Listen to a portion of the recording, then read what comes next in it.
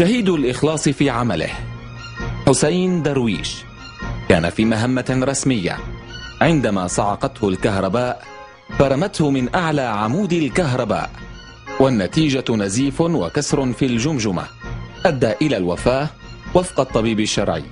حضرت هيئة الكشف المؤلفة من القاضي والطبيب الشرعي، واطلعت شخصيا على الجثة، حيث كان سبب الوفاة هو السقوط على عمود كهربائي، مما أدى إلى كسر في قاعدة الجمجمة ونزيف دماغ، وبالتالي توقف القلب والتنفس والوفاة.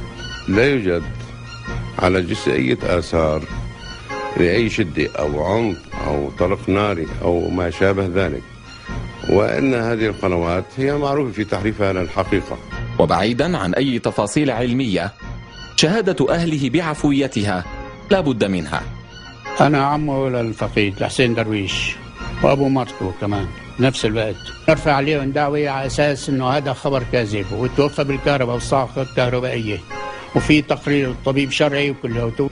كل الدعايات التي تعرضها قنوات الأورينت أو غير المغرضة كلها كاذبة وليس أي حقيقة. نحن بنضع على القاضي قناة الأورينت ونحن نرفع عليها دعوة بحقها.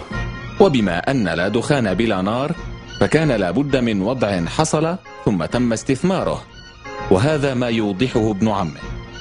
أنا طلبت القاضي، حكينا معه مرتين وثلاثة وأربعة، وما يعني بالأخير عم تلخلوا علينا. قال ليش؟ نحن طلبناه من الساعة 1:30 2، وما يجي للساعة 8.